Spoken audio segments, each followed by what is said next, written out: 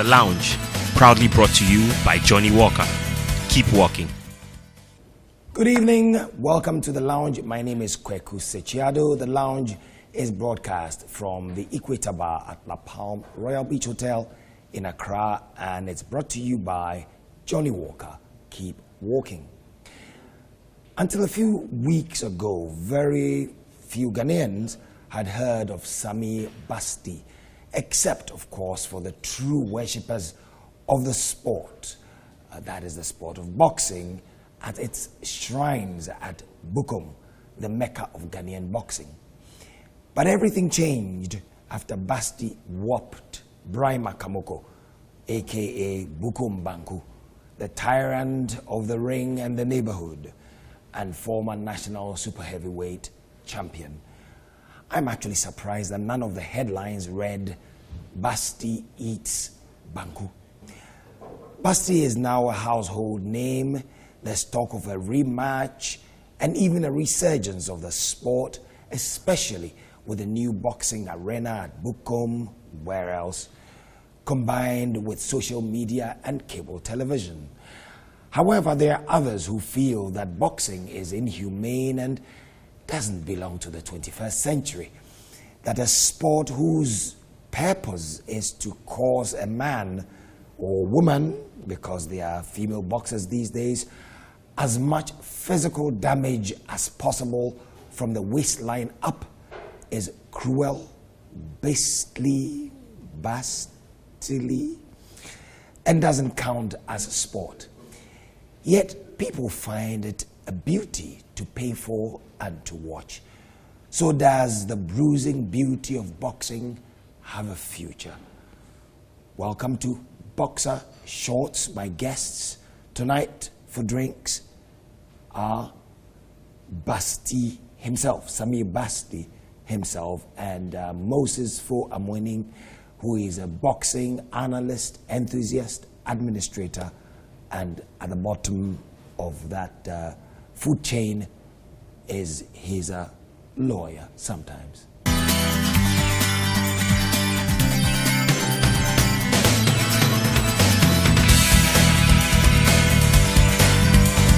Listen, guys, thank you very much for coming, especially Samir Bastie. It's my honor to have you join me in the studio. Well, not in the studio, in the bar, actually. It's a bar.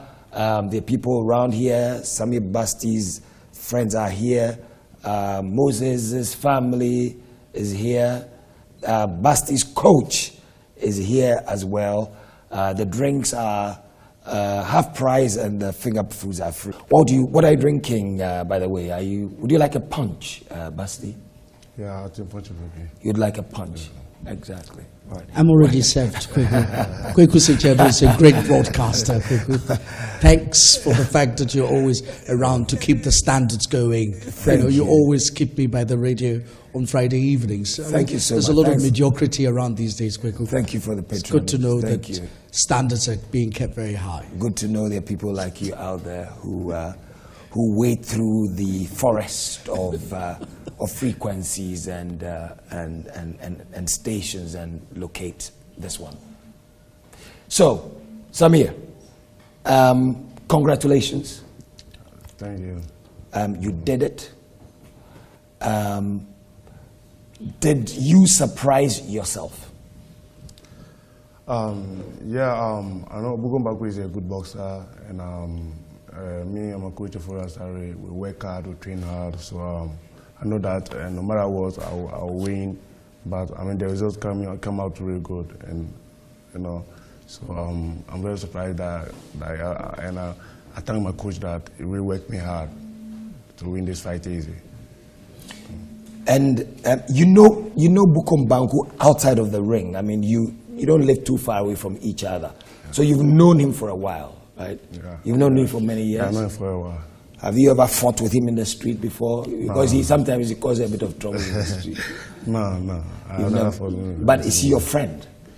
We are cool, we are cool, but not friend. You're not buddies, but we are friends. You have good relations. Yeah, we have good relations. Okay. He's older than you. Yeah. When you're growing up, you know, when you started boxing, you know, he was already boxing. Yeah. Did you want to fight him? Have you always wanted to fight him? You know, for this fight, you know, my fans wanted this fight, you know, because they thought like they want someone who can change the boxing image, you know.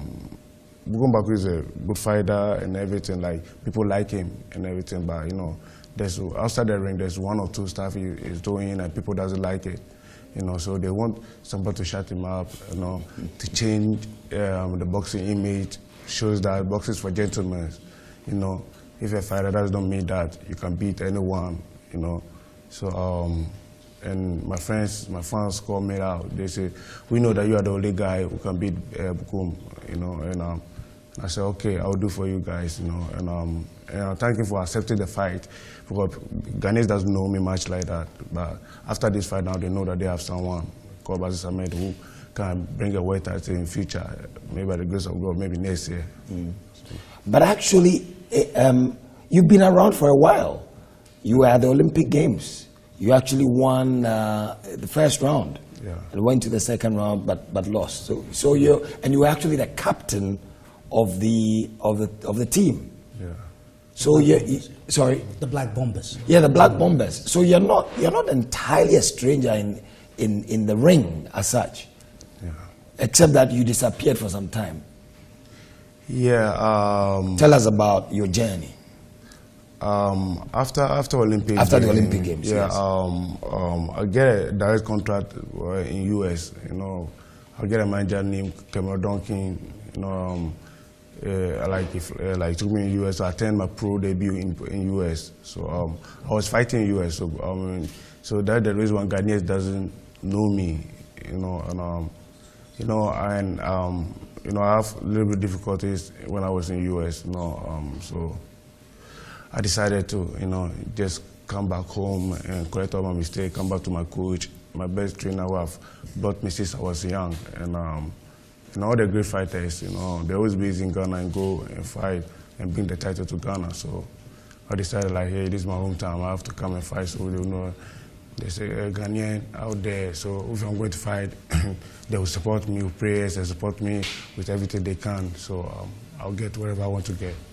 So you, in the States, you joined the Mayweather camp? Yeah, I sparred with Floyd in 4 camp, you know, when he was fighting with Cotto, when he was fighting with Canelo, when he was fighting with Madonna 1 and 2, I helped him out for his fight, so I learned a lot from him. Sparring partner? Yeah. One of his sparring partners? Yeah. Wow. What is he like? You know, it's blessed to meet someone like that, you know, because I've seen what it takes to make him a champion. You know, it doesn't joke with training. And he's always disciplined when he have a fight coming, you know, and he work really, really hard, you know, because at the time I met him, he's already rich, you know, and he doesn't care about the money and everything. I mean, if they give him a fight, he will work hard in the fight. I mean, he work hard in the gym and he get easy in the ring. So I thought, sparring with him is a blessing, and being around him, I've seen what it takes to make you a champion. So I'm going to use it to become one of the good fighters in the world. Which Ghanaian boxer inspires you? You know, like Azuma Nelson, you know, the professor, you know, I know Ikote, you have a very great job, you know, Joshua Coach, they have a very good defense, and Agboko have a very good head movement, and so head movement? Yeah, okay. And I think I'm picking up the level from all of them. Right. All right, yep, so you're combining the strengths of all of those boxers. So then you've decided to come home, come back to your coach, who is in fact here in the bar having a drink as well. What is it about him that you can't, that has drawn you back to him, about this coach? You know, from Olympics game, you know, when I went to US, I met different coaches. I mean, they know that all the things that Samir Bastie I mean, he's a powerful guy. All you have to do is like go forward, like fight forward. But my coach know me better because he trained me when I was young. Since I was young, When did you start fighting? When I was 9 years. Oh wow! You know, my dad was a former boxer, so, and I have my younger brother too. The two of them, they are all boxers. You know, so he knew me better. He knew that I can box, I can move. But I mean, the other coaches didn't know me better because they didn't brought me since I was young. So all they know is like fight. So I was like, you know, yeah, I have to come back to my coach who know me better. I know that he can train me and get me wherever I want to get. Because if you want to make it to the top, you need to have a coach and people around you who understand you and you understand them too before you can make it. But if you don't have those people around you, I mean, it won't work. You know, so we talked and I decided like I'm coming back to my trainer and so that I can win the world title to Ghana. Well, could you just put in a little bit of a context? Because the story he's telling is not unique. I mean, if you look at DK Poison, who was our first world champion, he never boxed amateur. But in 1968, when he won the national title at featherweight, he thought he was doing well, so he went to Australia. And he went through the same story that he tells. You know, he was winning fights, but he was not being handled properly. The opportunities that he should have had, he never had that. So he decided, let me come back to Ghana. And then Roy Ankrah and others, together with D.F. Anand, took hold of him and actually plotted his life to become a world champion, during a champion's regime. So it's not a new story. Azuma Nelson was the same, all right? He had so many opportunities to go abroad, but then he said that staying in Ghana, being trained by Atukwe Clottey, who was the doyen of the technical aspect of our sport, would be the best. So it's not a very unique story. Joshua Clottey, who was our recent world champion, also had the same problem. Joseph Agbeko, the same thing. And we actually, when I was chairman of the board, we actually had to plot their lives, plan what happens to them before they win. Because, as you know, boxing in America is business. And when they see great Ghanaian boxers, all they see is, hey, we can use them as cannon fodder. If you win a fight against a Ghanaian boxer, it adds value to you. So really, the prospect of turning them into world champions is never what the managers and promoters out there will do. So you know Samir Bastie. You knew him before he even went to the Olympic Games. Tell us a little bit about him. Did you see, what did you see in him, 10 years, 15 years ago? Well, I think I saw discipline, because that's how he became the captain. He has a twin brother, actually.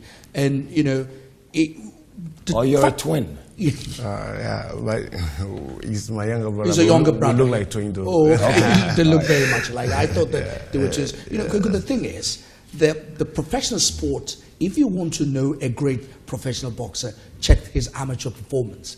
From Muhammad Ali to George Foreman to Joe Frazier, they were all Olympic champions. They were all Olympic. So he clearly at the amateur stage showed that he could be great as a professional. So in those days, the professional sport, we had a technical director in Peter Sando, and Peter was monitoring the amateur ranks. And thankfully, the coach here, Asari, was part of our professional technical team.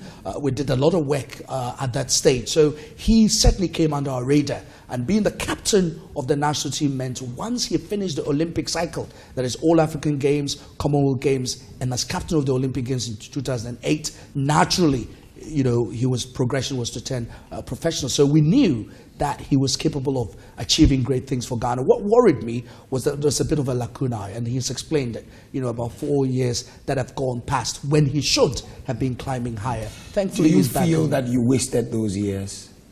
Yeah, but I just thank God that I listened to my trainer and I come back home because a lot of fighters out there, they just go, if they can't make it, they just forget about it and work. Right, find some job. Yeah, get some job, But I thank God that my life is still going on, so which means like I'll be there. You're watching The Lounge, coming to you from the Equator Bar at La Palm Royal Beach Hotel. We're taking a break. We'll be back in a moment.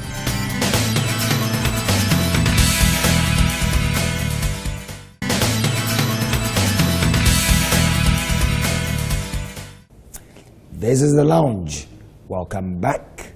My guest, Samir Bastie, the boxer, and Moses Fuamwening, the boxing enthusiast, administrator, analyst, and lawyer. Let's take a moment and toast to authentic whiskey. Let's toast to Johnny Walker, the original taste of whiskey. Since 1820, Johnny Walker has remained the world's #1 Scotch whiskey and has won numerous awards for excellence. This because the impeccable formula of distillation has been jealously guarded over the ages, thus its distinctive taste. Johnny Walker comes from an intricate blend of a wide spectrum of carefully selected flavors, giving it that unique taste savored by millions all over the world. So let's toast to the unquestionable taste of whiskey, Johnny Walker, the whiskey the world knows best. Johnny Walker, keep walking. Drink responsibly, not for sale to persons under 18 years and pregnant women. What's the root of your interest in boxing, by the way? Well, I think it has to do with my father, because Dad loved all sports. Indeed, even Mummy played football in the 1940s. In fact, she argues that those who say that Ghana women's football started in the 80s, not true at all. And that was a village, in Agnodo. She played football. She actually played football, and they used to move around in the 40s. And I do know that Lizzie Sports, complete. The owner. What's his name? Somebody help me. Masay Desai. Masay, thank you. Masay Desai's mother also played. Exactly. Lizzie also played football. And Dad loved football, so we all got attracted into sports. And I remember the Ali Fraser fight in 1974. There was a huge argument in the family. I supported Foreman. My dad and my senior brother supported Ali. So I was shocked the night when Dad ran to. What is it about boxing? I think it has to do with the competitiveness, and then two. But so is football. Yeah, well, I will get to that very soon. It has to do. Why did golf. I get into administration? So I love all sports. So is 100 meters and 200. Well, so the basic point is that I was introduced to all sports, athletics, because in those days there were great writers, and television was great because they talked about all sports, and the media followed all sports. If you look at it, it doesn't happen these days. It's all about football. But why did I get into boxing? In terms of administration, I think it was because of the way it was structured. Now, when it comes to football, the administrators are the players, the judges, and everything. But in boxing, we have a principle that if you become a licensee, you can't serve on the board. And I loved it. Indeed, I was offered the opportunity. And a licensee is what? A manager, a promoter, a boxer. You can't, like football, you can't be an administrator of the sport, because in football, you can own a club and still be the FA president. Right. In boxing, it can't happen. And you see, that conflict of interest does not help, because it sows the seed for a bit of difficulty when you're making judgments. It's like being a judge in your own case. That's a fundamental position that the law and general humanity is against. So I don't know why we still do it. Right. Actually, I was offered the opportunity to run the sport. Samir, boxing. What drew you to boxing? My dad was a former boxer, right? And he was a Greater Accra champion. Became Greater Accra champion. What's his name? Samir Bastie. My coach of us, he's the same coach who trained my dad too. So my dad decided he didn't have somebody to help him out, other stuff. So he's supposed to quit and get a job. And he promised our coach that if he have a boys, he will let them learn boxing. So I was the firstborn, and he put into boxing. And my younger brother, Issa Samir, he's a second-born. He's a youth IBF world champion. He's an Olympian, African gold medalist, African silver medalist. So. Right. Our coach. So you started at 9. Were you going to school as you were boxing? Yeah, I was going to school. Right. But after some time, I stopped because I was in the national team, and I can't combine the national team with school. Because I have to concentrate. We need to go to camp and go to games and all this stuff. So I stopped for a while. But how? I know every job is difficult. What is it like? Actually, let me go to this particular match with Bukom Banku, and it was hyped quite a bit. Unlike football, where there are 11 players, and so there are 10 people to cover up for your mistake. In yours, it's just the two of you. And in tennis, of course, singles matches, there are two people, but they are hitting a ball. In your case, there are two of you, and you are the ball. Banging each other. I mean, what is that like when you climb into the ring and there's everyone watching you and you're about to be hit and to hit? You know, all the sports, like I'll say that it's similar like boxing because the reason I'm saying that, you know, the other sports have an effect too, you know, you have to have good people around you, you know, so that people are gonna guide you and everything. So if you train and you get ready to go inside the ring, so you know that you have 100% that I'm fit, I'm okay, I went through medicals and everything, you know. Then so you feel confident going into the ring. Yeah. Are you nervous before a fight? Were you nervous when you were, you know, when you were coming out and all that cheering and there's an empty ring that you are going to fail with your punches?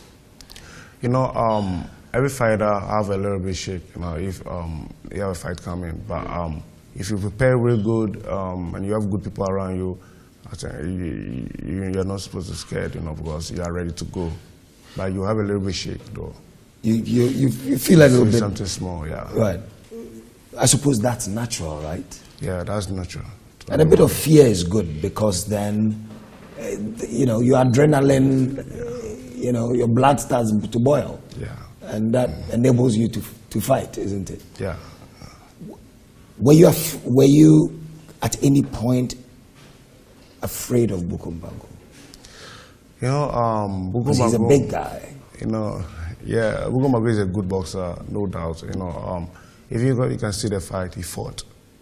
He fought like a man, you know. Right. And you know, I do respect him a lot. I know that that's boxing. Anything can happen inside the ring, you know. But you know, I know that I have a good corner, like Furia Sari. I have a good coach, and we train real hard, you know.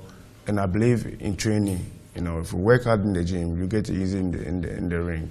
And we work hard, and so I know that I was ready when I was going inside the ring. I know that no matter what, I have to beat this guy, you know. And when I was training, when they give us a couple of months for training for the fight, I was focused, you know, and I give myself to training, and my coach worked me out really good. So I was ready, you know. I was confident that no matter what, I have to beat this guy. Was there any point where you got hurt? Did he get you really bad at any point that you recall? Yeah, the first round I got him and he got me back, you know. But last rounds I guess some couple of points get to me, you know, hit me. So, but you know, I didn't give up. You know, I was like, it's normal, you know. And in boxing, you need to be smart. You know, if you get hit with some point, you know, you need to avoid that point.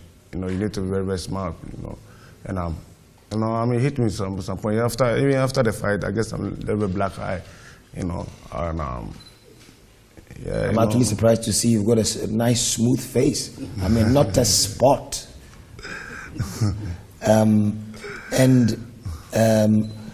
Do you remember how you failed him to the canvas? Yeah, I don't remember. And can you go over it? For the third round, I'm sure you can see the picture. You know, the third round, I knocked him down, and like the referee was not being fair. You know, the referee was trying to help him up a little bit, and that's the third round. So I know that no matter what, where the round travel, this guy can do something. So the seventh round, when I hit him back again, I was like, you know, I need to finish him up. So then we work hard, we train for that. So when the chance came, I took it. I didn't let it go. Describe the blow. What, you know, did it happen by accident? Did you see an opportunity? Describe it. I want to relive Now you it. want to throw a punch. Yeah, I know, right? We work in the gym. Our coach polished me for a couple of combination. That if I use this combination on Banku, I can defeat him. So I tried that combination. I listened to my coach. What combination is it? For the last knockdown, I hit my body shot, and left hook to the chin, and it went down. Body shot, left hook to the chin. Because once you hit the body, shot, then he head lowers, drops. right? Exactly. I hit him left. Which one is your weapon? All the two are good, so I use all the two. Right. It's got a very good technical boxer, to be honest with you. And fighting at the weight, cruiserweight, that's about 80 kilos and above. Because normally, actually, it's 88. That is what you weighed on the night. Okay. I mean, he's a very heavyweight, but he was speedy. Normally, he fights light heavyweight. And he's very quick hands, very good combination. And he did indicate that the coach played a vital role in how he won the fight. Don't forget that Coach Asare was also the one who coached Bukom Banku and took him against Cassandra Voices to the All-African Games in 1999. Otherwise, Banku wouldn't have gone. And he went and won a bronze medal in South Africa. So if anybody knew the weaknesses of Banku, it was Coach Asare. And I must be honest with you, the fight between Bukom Banku and Aite Powers was well sold, marketed fight. But the real fight was this fight, because everybody knew that if anybody could give Banku a fight, it was Bastie Samir. And on the night, I think technically he did very well. But to be very honest with you, because Banku, I think he had been inactive for about 10 months and had really bloated. I think he was weighing over 250 kilos before the fight. And he had to climb down. And the speed with which he dropped certainly affected him, because the first 2 rounds, technically he was very good. After that, wow, he was a total waste. Have you ever picked a fight in the street? Yeah, when I was young. Oh, okay. All right. Are they still alive? Yeah. They survived. Yeah. What is it like? I mean, you've described how you're with your combination of shots, which your coach trained you with in the ring, you were able to fail to drop Bukom. But what is it like to be struck in the jaw, in the head by the opponent?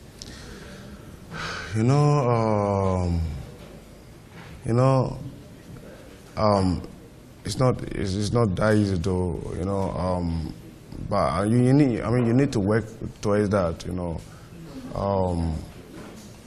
moment you need to know that I've get a clean shot, and it's going. You need to know all this stuff, So essentially, you have to use your head. Yeah, you need to be smart. Right. If you get him with some punch and you know that, this guy is gonna go, then you need to go. You need to know, you need to learn all these things. You need to be ready for that.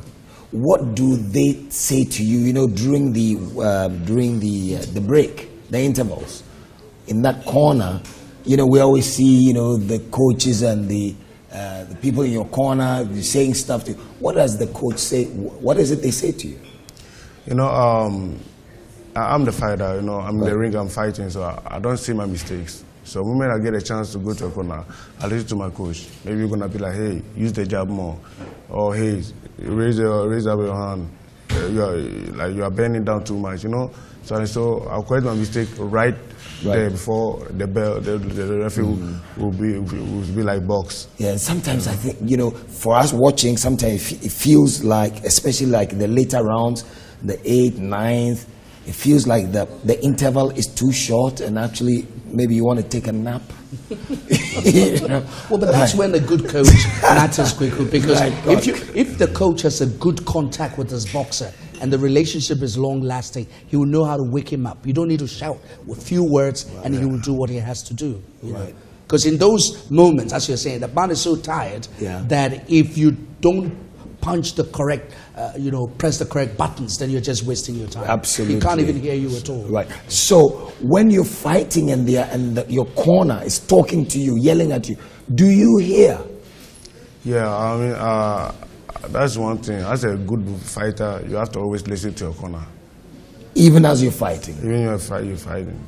Anytime you need to listen to your corner. Do you see people? You know, if I'm in the ring, all I say is my opponent, the referee, and my trainers. That's all I see. The rest is just nothing. Right. Okay. Nice. So you really focus. The rest is a blur in the background. Yeah. You're watching The Lounge coming to you from the Equator Bar at La Palm Royal Beach Hotel. We're taking a break. We'll be back in a moment.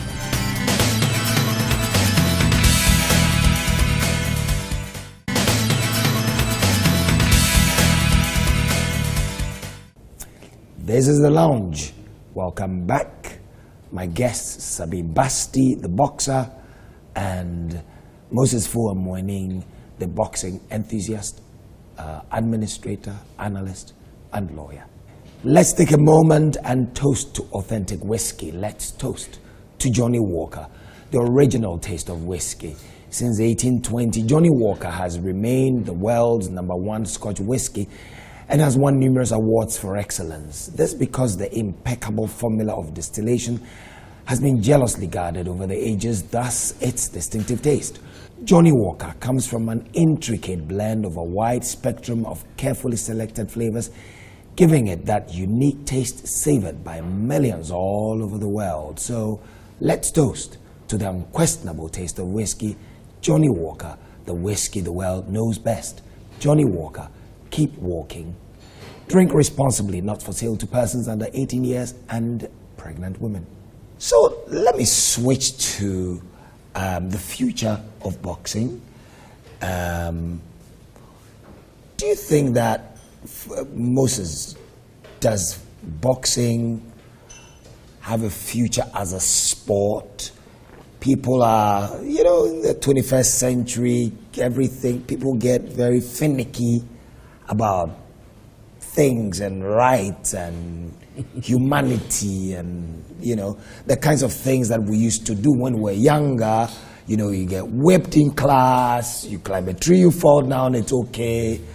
Now, no, don't climb, no, don't hit him because you grew up and become violent or you go kill people. But we all get whooped. Well, that's a very much Western European liberal view of things. Right. I don't agree with that at all. I think that in our own traditional setting, there are ways of punishment that will help people grow and be better. So I'm not too sure. That's the modern view. Are you whipping your kids sitting there? Well, they know the right things to do, and if they do the wrong things, they will be properly corrected. And I think it makes you a better human. Because, on the contrary, the Western European community, the liberal community that was emphasizing don't put corporal punishment, they're realizing that their society has collapsed. Go to America, look at the crime rates, and they can't even control it. Those societies are dysfunctional.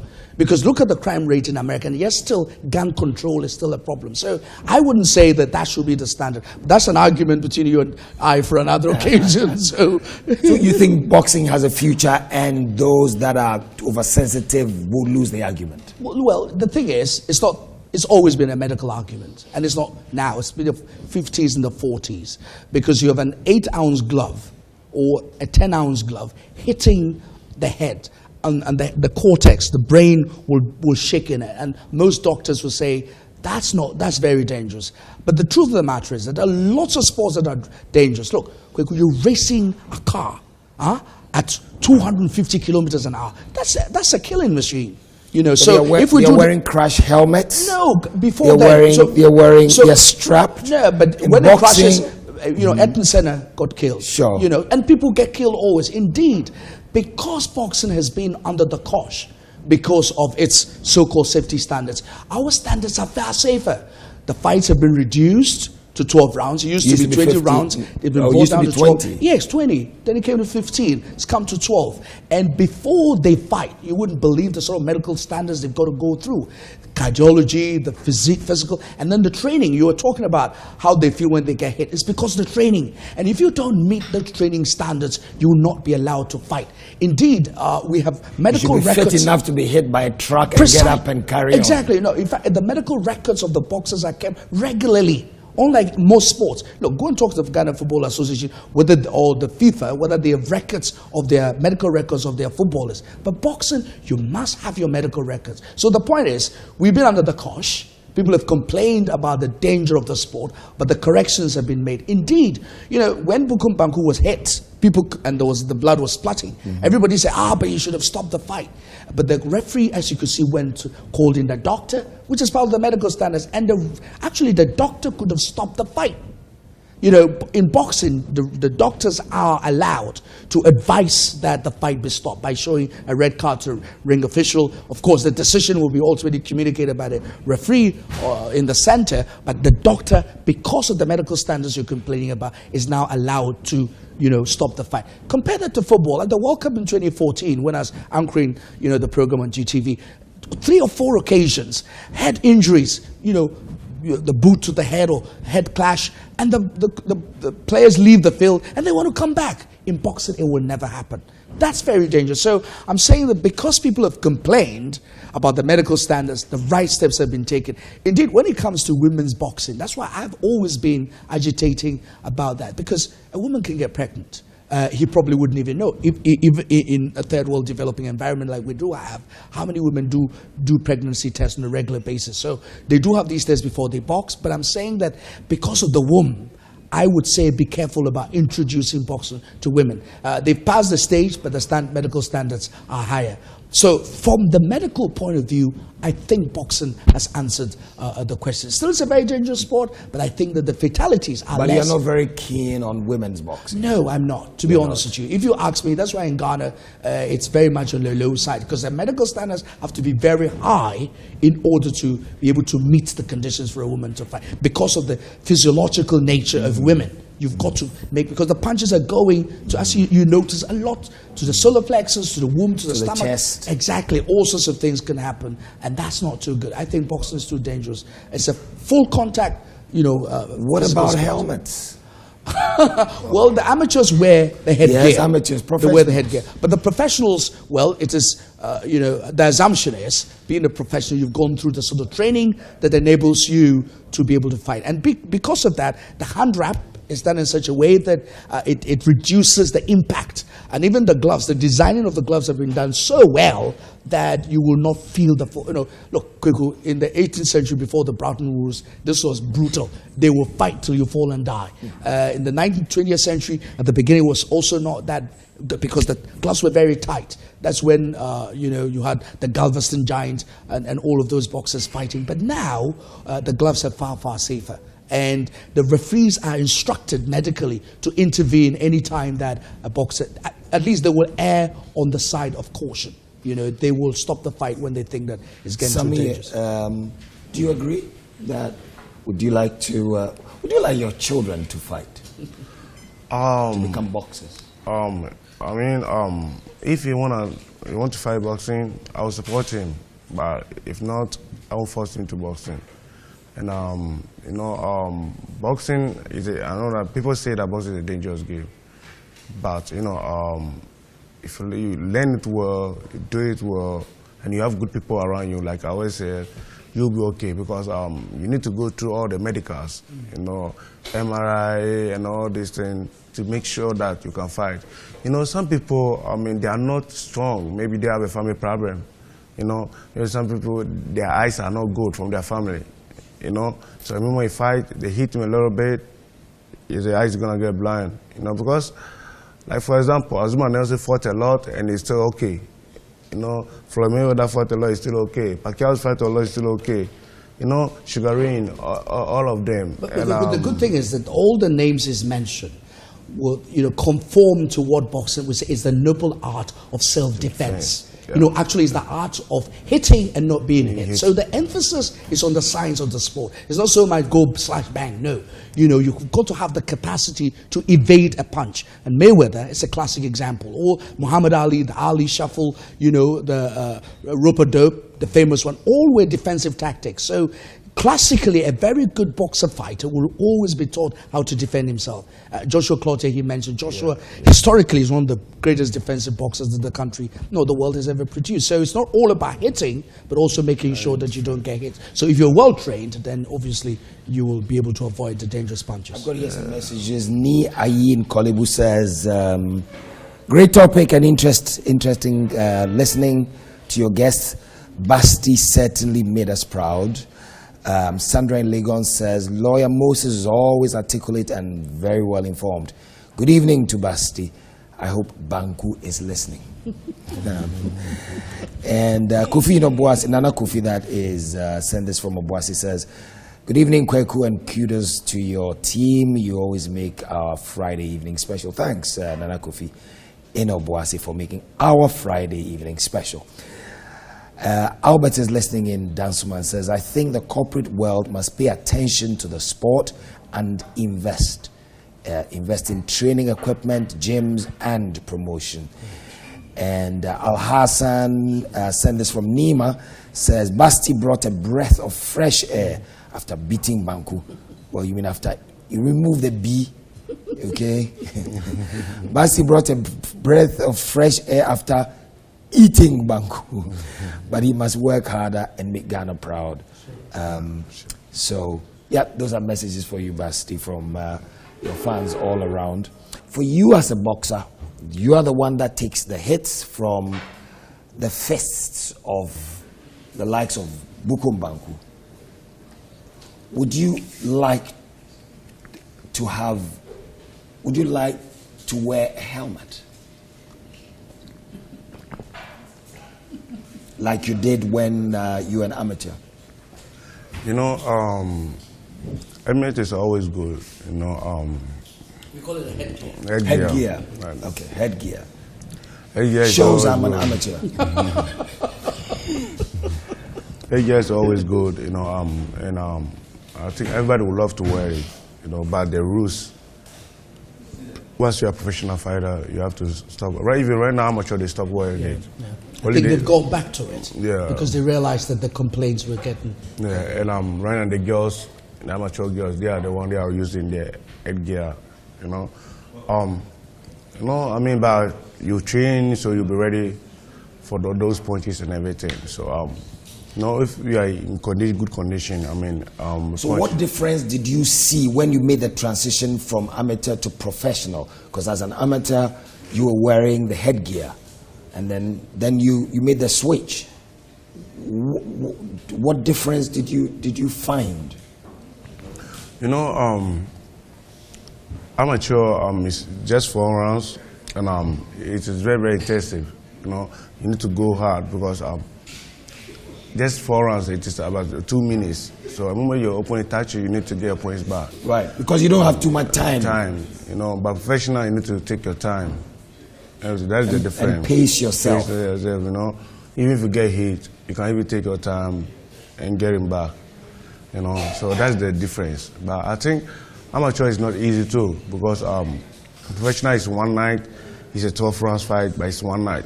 The amateur, before you're gonna win good, you fight today, you get out from the ring, you need to run and make your weight, and then wait another next day and fight next day. After you win, and you have to run and make your weight and fight another day. You fight about 5 people or 6 people before you're gonna win good.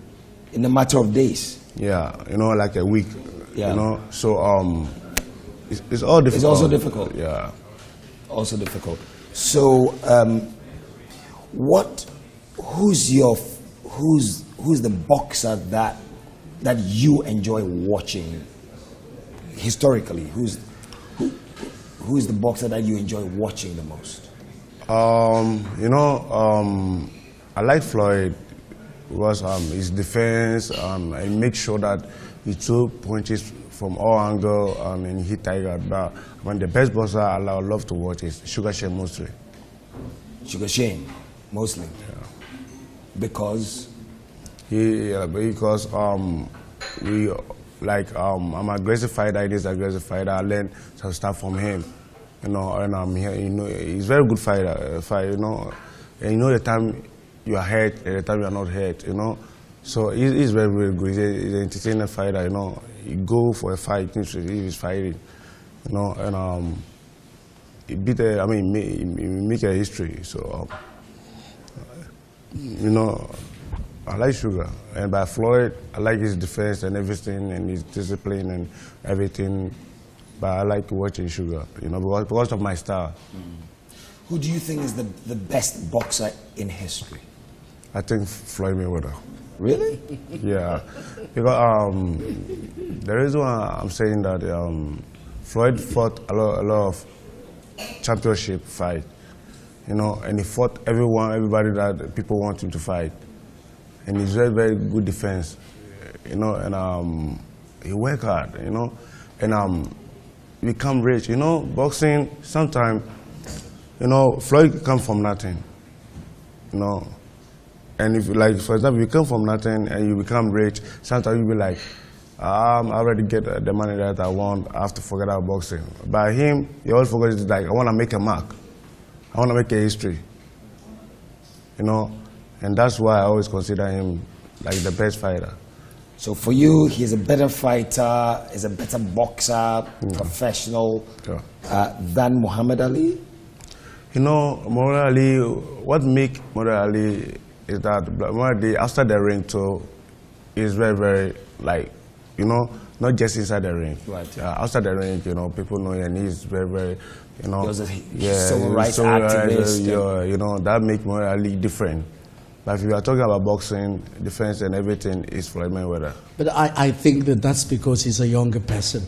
I mean, having, you know, watched all the fights, you know, I used to anchor the legendary fights over the years. I think the greatest fighter of all time would be Sugar Ray Robinson, you know, and Ali himself said it. But the only thing is, Ali carried it to a higher level. Because you talk about defensive skills. Muhammad Ali did the Ali Shuffle.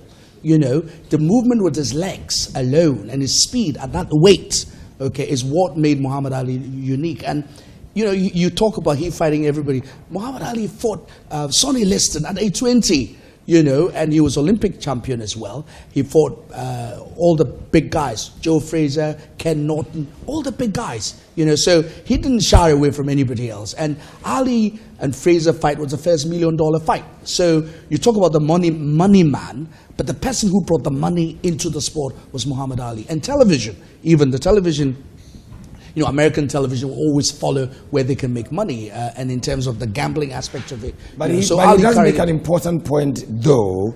I mean, Muhammad Ali's fame was not just about what he did in the ring, but, for example, refusing to go fight in Vietnam. Yes, exactly, the draft. And the draft. Yes. Yeah.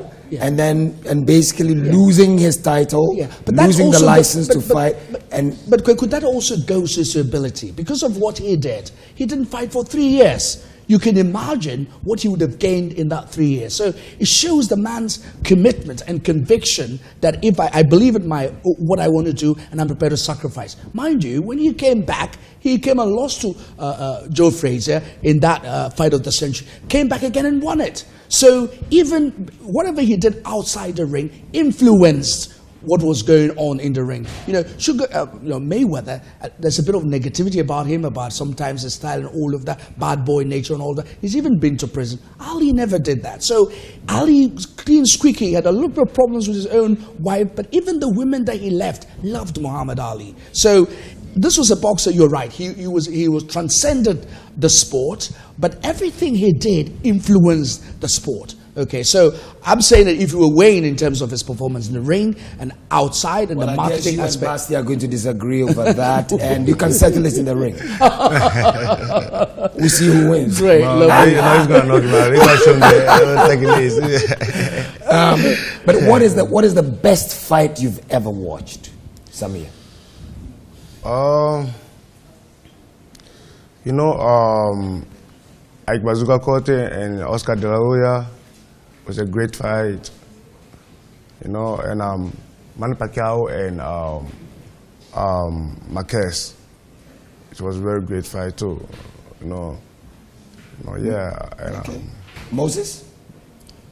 Well, I've watched so many. I don't know whether I can pick out the great fights. I think the Ali Frazier first fight looks a fantastic fight. And you can also look at the Thriller in Manila. That was great, you know. And of course, then the one in Zaire. Zaire. You know, rumble in the jungle. Rumble in the jungle. But I think when you come to the African continent, because I believe in what Azumah Nelson means to Africa, I think his fight against Fennec in Australia, in terms of the stellar performance, this was a fight. They had a first fight in Las Vegas, was a draw. Everybody thought that Fennec should have won. And there goes Azumah Nelson, and he tells everybody he's going to knock him out. And if you look at the performance from round 1 to round 7 when he ends, really stellar. You can't say anything about it. And the fact that he's able to go and come back, some of these great thrillers that he had with Martinez and others, I think stand out very strong. Tabi Kojo Mensah is watching live on Facebook, says, good work, thank you very much. And Franklin Osewusu as well, watching in London, says, Bastie, you're great. Bennett Atipo watching from Philly. And Sami Kwesi is asking Moses, where on earth have you been, or where in the ring have you been?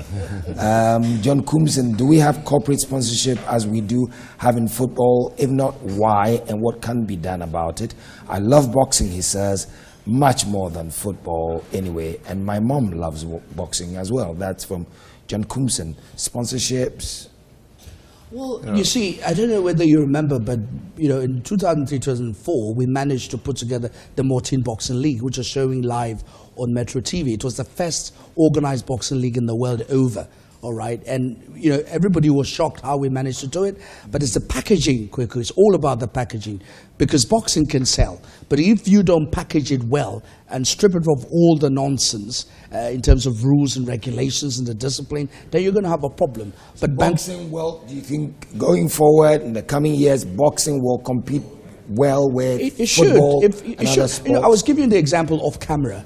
There was a big managing director, actually the owner of a big bank in Ghana. He sponsors football. But watching Bastie Samir against, Bukom Banku, he said, why? We can sponsor, boxing. And actually, good days ahead. Yep, he's saying that we should go and your own future, Bastie, where do you go from here?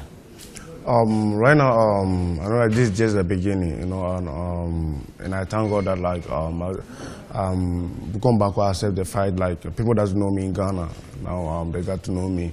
So right now, I'm gonna work really hard so that I'll pray hard and work hard, and I need a help, from sponsorship and all the elders who can push me to get there. Without all of them, I can't get to. It's a teamwork. Even though you're alone in the ring, there's a team behind you. And sorry, go on. And my target is to bring a world title next year. I'm really hungry. I want to win the world title. Right. So you're 31 now. Yeah. So I'm calling everybody out. Is there the sponsorship or the elders? Everybody's gonna help me to get there, and I promise them. You got the help already, quickly. I can assure you that the boxing authority we're talking, he certainly has to get a Commonwealth title fight over the next couple of months, and I think that could earn him good money, because at his weight he could earn about £40,000 for a good fight. So a Commonwealth coming and up, then exactly Commonwealth title fight certainly coming up, Okay. and then the world title will come later, because he needs to take his time and get it right. A rematch with Banku, is that? Would you take it? If the fans want it, why not? But I'm looking forward. I'm not waiting for Banku. Right. I want to win a world title. I want to, if the Commonwealth fight came out, I would take it. Is there a particular boxer you're dying to floor, to put on the canvas? Yeah, I know. In my weight, I know that Badu Jack is very good. Like, he have the weight title out there. Who's he? Is he Ghanaian? No, he's British, based in Africa. So, and I really want to fight him, because he have the title, and and I wanna keep the title. I wanna be the king of light heavy. So I'm not gonna take it for granted. I'll give out all so that I can get there. Is there any defeat that you regret badly? He's never lost. Yeah, I've never lost. Except in amateur. I remember one time we went to Gabon, and I was sick. I get chicken pox, and I was very sick, but it didn't come out. So I fought. I used to fight. I was leading the first round, and the second one I was leading, but the guy attacked me. So I was feeling dizzy. I couldn't continue. So you know, the referee, like after the referee came, I collapsed. They took me to hospital and everything. But you know, I thank God. I was praying so hard, like this guy, God, this guy. I want to fight this guy again. You know, and I went to all African games. The first balloting, I met him again. And you? I knocked him out in the first round. And you even the scores? You know? Oh, you knocked him out in the first round? Yeah, so I was like, yeah, I'll get my head. you know, so, I mean, and the biggest loss in amateur, which hurt me so bad, if I watch it now, remember, it still haunts me, is the Olympics game, you know. They were not being fair. I could have won Olympic medal. I know, but you know, it was not fair. So sometimes it do hurt me, but it's already gone. Yeah. Nothing you can do. Yeah. You know. Have you watched the fight with Banku on TV? Yeah, I watched the fight, the couple of them, but I'm about to, like, my coach, I've traveled, like, just came back, so I'm about to go and sit down with him and watch and correct all my mistakes I did, so that I can go more further. Right. Thank you very much, my friend. Thank you very much. And I wish you well. Thank you very much. You're a good guy. Thank you very much. Thank you, and Thank you. We all support you to bring the title home, and win all your fights, and may all your dreams come true. And I won't let you guys down, because I already tell the Ghanaians that I'm back in Ghana. That means that Nabale Abba. Moses, thank you very much. All right. Always good to be around with you. Good. Thanks, guys. Thanks for watching. Hope you enjoyed it. I did. Have a wonderful evening and a great weekend. I'll see you next week. My name is Sakyi-Addo.